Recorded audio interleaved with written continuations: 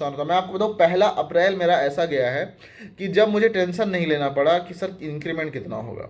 Other tension ही नहीं है कि सैलरी जॉब जाएगी यार, मुझे टेंशन नहीं है और कुछ नहीं करूंगा। ऐसा मत करना है। टीसी एग्जाम ऐसा है कि आप साथ में और चीज़ें लेके चल सकते हो। जब एग्जाम डेट आ जाएगा उस टाइम पे आप टोटल डेडिकेटेड हो जाना। अभी सालो गाइस, आज फाइनली हमारा एरोड्रोम कंट्रोल कोर्स खत्म हुआ। ये ट्रेनिंग का सबसे, एक कह सकते हो सबसे इंपॉर्टेंट और सबसे बड़ा कोर्स होता है, जो कि फर्स्ट फेज टावर पे बैठ के कंट्रोलिंग करते हैं, ग्राउंड मूवमेंट में करते हैं, लैंडिंग और टेक ऑफ के टाइम पे जो कंट्रोलिंग होती है उसका फेज हमारा ओवर हुआ। नेक्स्ट अब बचेगा अप्रोच और एरिया। अप्रोच में क्या होता है बेसिकली कि जब आप टेक ऑफ होता है सपोज, तो एक सर्टेन हाइट के बाद में वो क्लाइम करता है और उसके बाद फिर जो है वो अपना लेवल मेंटेन करता है ना। तो वो जो है आपका जो क्लाइम करता है वो अप्रोच का फेस होता है। फिर उसके बाद जब वो मेंटेन करता है एक फ्लाइट लेवल, वो एरिया हो जाता है, राइट। तो ऐसे ऐसे मैंने बहुत ऐसे सस्ते शब्दों में बताया।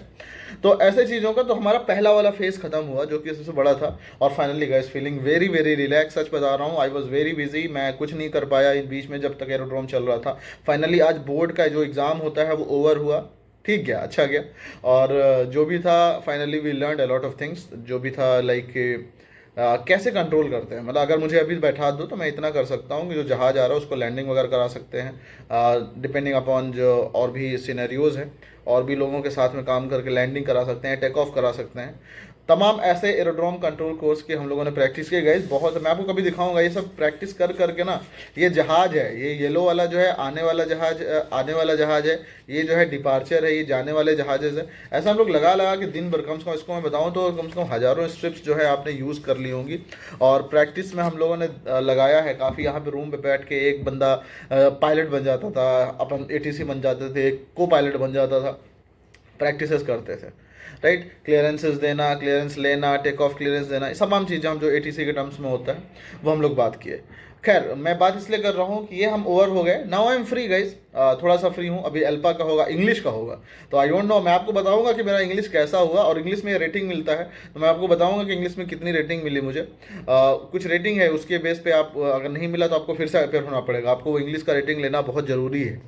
तो वो उसके बाद फिर हम लोग का एरिया का कोर्स होगा। फिर उसके बाद हम लोग ट्रेनिंग पे कहीं सेंटर पे भेज दिए जाएंगे।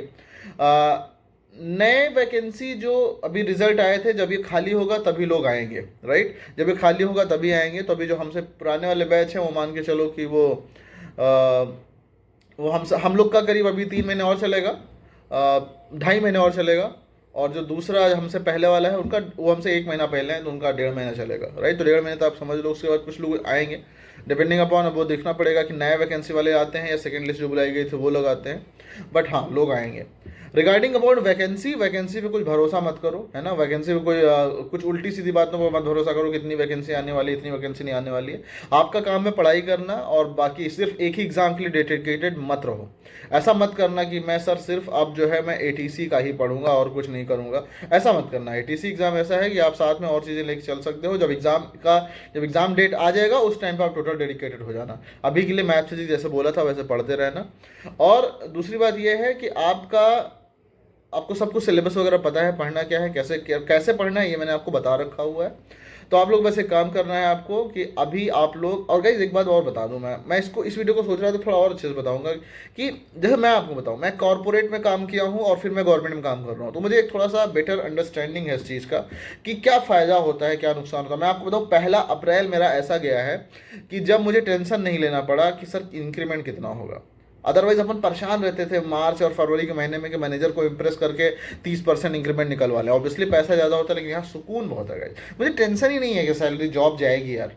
मुझे टेंशन नहीं है इस बात की कि सैलरी कितनी बढ़ेगी। जो बढ़ेगी सबकी बढ़ेगी, जो होगा सबका होगा, राइट। कभी कभी आपके निगेटिव भी लगेगा, बट कभी कभी अच्छा भी लगता है। तो this was short and crisp video. हम थोड़ा सा फ्री हुए हैं। इंग्लिश के बारे में आपको और बताएंगे। अभी एरोड्रोम कंट्रोल कोर्स मैं आपको दिखाता हूँ कितनी बुक्स हम लोगों ने पढ़ डाली। ये मेरे सामने भी रखा हुआ है।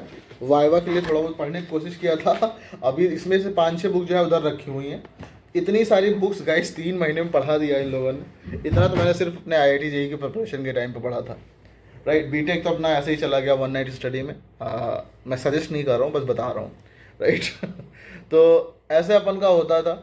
तो आप लोग एक काम करना, ध्यान रखना कि ये आप लोगों के लिए आपको जस्ट नॉलेज शेयर कर रहा हूँ, and don't believe on any rumours, right. जब तक आपका कोई ऑफिशियल नोटिफिकेशन नहीं आ जाता है तब तक भरोसा मत करना कि वैकेंसी आ रही है या नहीं आ रही है, राइट। साथ में आप जो है और जॉब जो और हाँ, मैं इसमें जो मैं डाइवर्ट हो गया, मैं उसको किसी दिन और बात करूँगा कि गाइस देखो, जॉब मिलना ना मिलना, जैसे मान लो आपको जॉब मिल गई, राइट, अब उसके अलग फ़ायदे हैं, आप उसके बाद अलग डोमेन में चले जाते हो।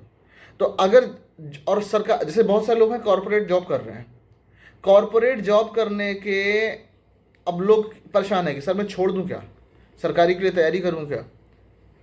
और बहुत सारे लोग ऐसे हैं कि जो अभी कॉलेज से पास आउट हुए हैं, वो कंफ्यूज हैं, सर सरकारी जाएं या प्राइवेट जाएं। बहुत सारे लोग ऐसे भी हैं जो कि सर प्राइवेट में कर रहे हैं, मतलब उनका मन नहीं लग रहा है, अब वो सोचना चाह रहे हैं सरकारी में करें क्या ना करें। और बहुत सारे लोग ऐसे भी हैं जो सरकारी का पूरा कोशिश कर लेते हैं, नहीं होता है तब प्राइवेट जाते हैं। तो एवरीथिंग गाइस, आज के दौर में सबसे इंपॉर्टेंट है आपका पास जॉब रहना, राइट। मैं इस पे आप लोग मुझे कमेंट करके बताना, क्योंकि ये थोड़ा सा लीक से हट के वीडियो हो जाएगा। आप मुझे बताना कि क्या आपको इस पे वीडियो की जरूरत है, राइट। चलो मिलते हैं गाइस नेक्स्ट वीडियो में, चलते हैं, bye bye, I will be continue now, thank you.